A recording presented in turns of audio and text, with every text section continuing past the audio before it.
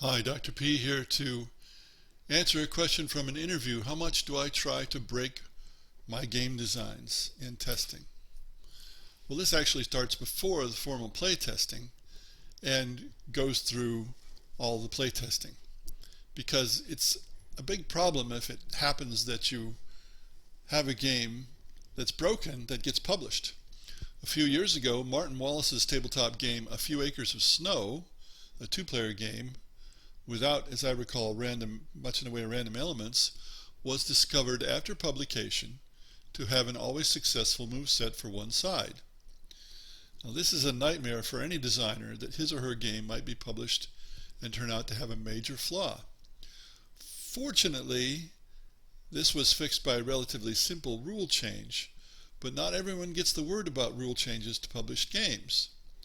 So this kind of thing is at least embarrassing, even if it's easily fixed. You want to find the flaws before publication. Now, in video games, it's not such important to find the flaw before publication because they're easily patchable, and tabletop games are not.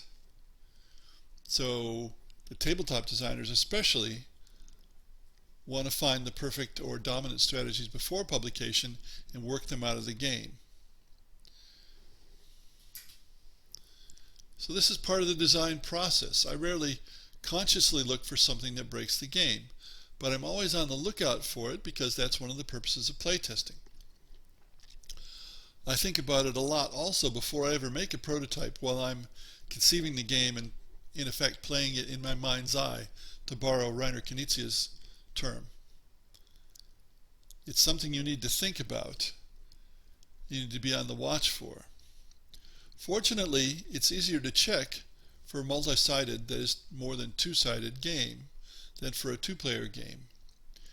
The invisible hand, as I call it, helps counterbalance strong strategies in games for more than two sides, if the players are experienced. What happens is that the experienced players know that there's a particular strategy that's very strong, and they act to counteract it from the beginning of the game. Unfortunately, that's not going to happen if the players are all inexperienced in that game. Also, many multi-sided games are symmetric. Everybody starts out with the same situation, and so you have, in effect, fewer variations to account for, but also what's good for one side is good for another side, the only difference being who moves first if it's a turn-based game. Now, as a game player, military strategy is my specialty, so I'm pretty good at sniffing out flaws even before I play a prototype. And many of my games involve military strategy. So this is one case where being an expert player is an advantage for a designer. In most cases, it isn't. My non-strategic games are usually simple screwage games, which are unlikely to be breakable, and that comes out easily in playtests. Moreover, I dislike puzzle games and cannot design them, and puzzle games is where you're likely to find more of these kinds of flaws. That Wallace game was essentially a puzzle game. Playtesters make a difference too. I have a friend who used to be a software tester at IBM, so his job was to break the software, and there are lots of interesting stories about that. He's tickled when he does something that causes me to make a note in the rules. So it's always good to have some expert game players and recognize most gamers are not experts. They don't even try to be. It's good to have real experts play your game, hopefully several times, so that if there is a flaw, they will find it. Now, I've referred to puzzles, and puzzles can be a problem. Puzzles can be broken in the sense that a player finds a better solution than the one that the designers intended or installed in the game. Or a player finds an infallible way to win, as in A Few Acres of Snow. I have a galactic space war game, more or less, for two players without chance elements that I'm afraid must have a solution. Now, it dates from 35 years ago. I didn't find a solution then. I revised it and haven't found a solution lately, but I still have the feeling that there is, and so I intend to add some uncertainty in the game in order to avoid the possibility that it's broken. In general, adding uncertainty to a game reduces the likelihood that it's broken. Or looking at that another way, it moves the game farther from being a puzzle. Now, chess and checkers are puzzles, but they're too hard for humans to completely solve, although Marion Tinsley came close with checkers. Uncertainty can come from having more than two players, from random elements such as dice or card draws, from hidden information, and so forth.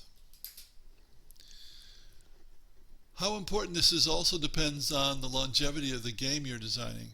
If you're designing a game to be played only 1 to 3 times, which is typical nowadays, you may get away with many flaws. People won't get good enough at it to find the broken parts. If you're designing games to be played dozens or hundreds of times, which is what I aim for, you won't get away with such flaws. They will be found. Here's a subtle example of a game that was a little bit broken. It's a space game involving mining and conflict in a solar system for 4 to 8 players with no luck or uncertainty other than the player intentions. As a 2-player game, it becomes very much a puzzle. Quite a few people had played it, though none had played it many times, and it seemed to work well enough. Then I, who had seen it played those many times, noticed that the player leading halfway through the game almost always won. So you can ask yourself, why play the second half of the game? And that's a flaw.